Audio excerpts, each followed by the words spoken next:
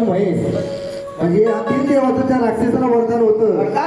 वरदान असं होतं काय जोपर्यंत या पृथ्वी तलावरती चंद्राचा प्रकाश आहे, या पृथ्वी तलावरती चंद्राचा प्रकाश आहे, जोपर्यंत या पृथ्वी तलावरती सूर्याचा प्रकाश आहे, सूर्याचं तेज आहे, तोपर्यंत तुम्हाला मरण नाही, मरण येणार नाही. आहे की नाही? बरोबर आहे. म्हणून हे ऐकून हा त्या राक्षसाला उत्माद झाला, लई मास. आहे की नाही? हो. पण ते गोर गरिबांना त्रास देऊ लागले, ऋषी मुनीला चढवे लागले. ऋषी मुनीला खेळू लागले. बरोबर आहे. म्हणून सगळ्या धावाने हा. ऋषी मुनींनी धावा कोणाचा केला कुणाचा गेला? तर त्या भोळे शंकराचा. त्या भोळ्या शंकराचा. पहिले तिथे साधू लोक होते, हो. ते सगळे पळत धावत कुठे गेले? धावत पळत गेले त्या कैलास शिखराला. कैलास पर्वतावरती गेले बरोबर आहे. आणि भोळे शंकराला जाऊन भेटले. भेटले. भोळे शंकराला काय म्हणले? काय म्हणाले? देवाधिपती महादेवा, महादेवा या पृथ्वी तलावरती दोन राक्षस फार मारले, खूप मातलेले आहे, मानव लोकांना त्रास देतात, खूप त्रास दिलेला आहे. ऋषी मुनीला त्रास देतात, बरोबर आहे. गोर गरिबांना त्रास देतात, खूप छळ करतात, त्या प्राण्यांची बली घेतात. बली घेतात. म्हणून त्या राक्षसांनी पृथ्वी तलावरती हाहाकार माजवलेला आहे. लई हाहाकार केला. म्हणून भोळे शंकराने काय सांगितलं? काहीच केलं. तुम्ही ब्रह्मदेवाकडे जावा. ब्रह्मदेवाकडे जावा. ब्रह्मदेवाकडे ऋषी मुनी गेले.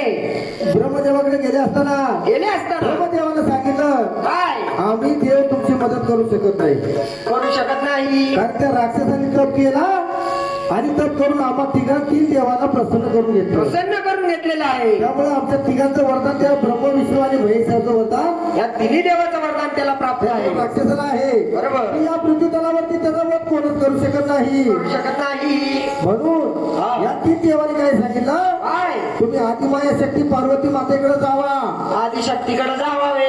ही तुमचा काहीतरी मार्ग लावत. काहीतरी उद्धार करत. म्हणून हे ऋषीमुनी आदिमाया शक्ती पार्वती मातेकडे गेले आणि पार्वती मातेला सगळी हकीकत सांगितली. मग पार्वती मातेला काय केलं? काय केलं? या पृथ्वी तलावरती या तुळजापुरामध्ये अंबाबाईनं अवतार धारण केला. अवतार धारण केलं. आई त्याला म्हणजे होमातून. आणि जन्मली म्हणलं होपातून. आता आपण कशात जन्मतो? आईच्या पोटात जन्मतो. बरोबर आहे. पण आपली अंबाबाई कशात जन्मली? होमातून प्रगट झाली. प्रकट झाली. आहे का नाही? हा.